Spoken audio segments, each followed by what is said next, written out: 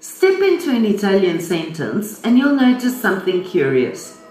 The noun walks in first, confident and grounded, and the adjective follows, like a painter adding color after the sketch. But every so often, that painter jumps ahead of the canvas and changes the entire mood before the first line is even drawn. This is the dance of Italian adjectives. Position is not just structure, it's meaning, tone and intention. In Italian, the most common position for adjectives is after the noun. This is your default setting, your grammatical home base. Una casa bella, un libro interessante, una strada lunga. Here, the adjective is descriptive and objective. It tells you what something is like without emotional coloring. It's almost scientific in its precision. Listen to how naturally it flows in conversation. At a cafe, someone asks, "Hai visto quel film?" And the reply comes calmly, "Sì, è un film interessante." The adjective interessante sits after the noun, giving a neutral, informative opinion. Now, some adjectives move before the noun, and when they do, something subtle shifts. The sentence becomes more expressive, more subjective, sometimes even poetic. Una bella giornata, un piccolo gatto, un grande uomo. Compare that with un uomo grande. Same words, different meaning. The adjective's position changes the lens through which we see the noun. In conversation, this shift often carries emotion. Davvero, io ho sentito che è un gran film. Here, gran, from grande, comes before the noun, adding emphasis and admiration. This is no longer neutral, it is enthusiasm speaking. Certain adjectives change meaning depending on where they are placed. This is one of the most fascinating aspects of Italian. Un vecchio amico, un amico vecchio. Una certa idea, un'idea certa. Un povero uomo, un uomo povero. Let's hear it unfold naturally. Luca è un vecchio amico, someone says. And the listener understands immediately this is about time, history, shared memories, not age but connection. No matter where the adjective goes, it must agree with the noun in gender and number. Un ragazzo alto, una ragazza alta, ragazzi alti, ragazze alte. Even when the adjective moves, its agreement never wavers. It's a rule carved in stone. Now we enter a more intricate territory, where certain adjectives not only change position, but also change form, especially when placed before the noun. Bello behaves like the definite article, illo, la, I, gli, le, and the L apostrophe, when it comes before the noun. Before masculine singular nouns starting with most consonants, bel, un bel giorno. Before an impure S, Z, GN, PS, bello, un bello spettacolo.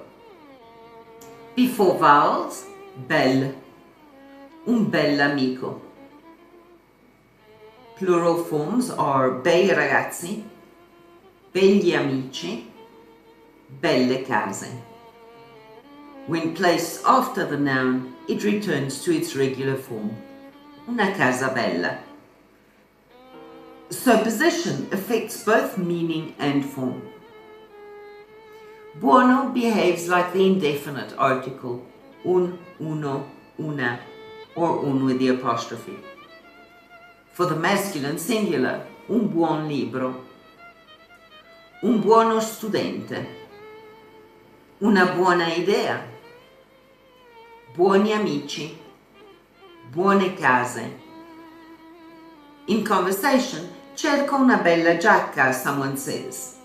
Ecco una giacca bella e elegante, e anche un buon prezzo, comes the reply. Here, buon appears before the noun, following its contraction rule. When grande comes before the noun, it can shorten to gran. Un gran giorno, una gran festa. When placed after, un giorno grande. The shortened form adds intensity, almost like an exclamation wrapped into the adjective.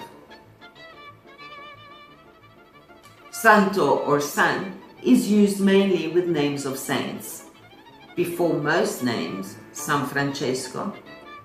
Before vowels or specific cases, Sant'Antonio. This is a fixed, traditional transformation tied to cultural usage. Let's hear them alive in speech. Questo è un bel posto, says one person. Sì, e vendono anche del buon formaggio. È davvero un gran mercato. Notice how each adjective shifts form and position, shaping the tone of the sentence. Italian adjectives are not rigid decorations, they are flexible, expressive tools. Place them after the noun and they describe.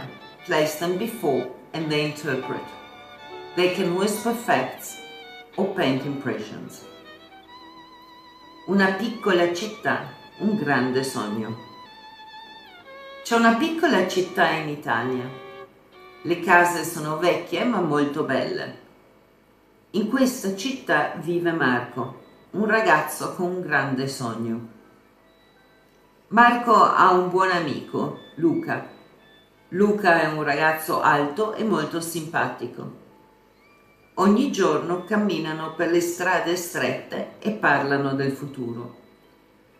Un giorno Marco dice: voglio aprire un bel ristorante. Luca sorride. È una grande idea. Trovano un vecchio edificio. L'edificio è grande e un po' brutto, ma per Marco è perfetto. Dopo molti mesi di lavoro, il ristorante è pronto. È un posto bello, con buon cibo e grandi sogni dentro ogni piatto. E così in una piccola città nasce una grande storia. Now it's your turn to play with the rhythm of Italian. Try this. Write 3 sentences with adjectives after the noun. Write 3 sentences with adjectives before the noun. Then switch their position and observe how the meaning changes. Keep experimenting, keep listening, and let your Italian grow from correct to expressive to unforgettable.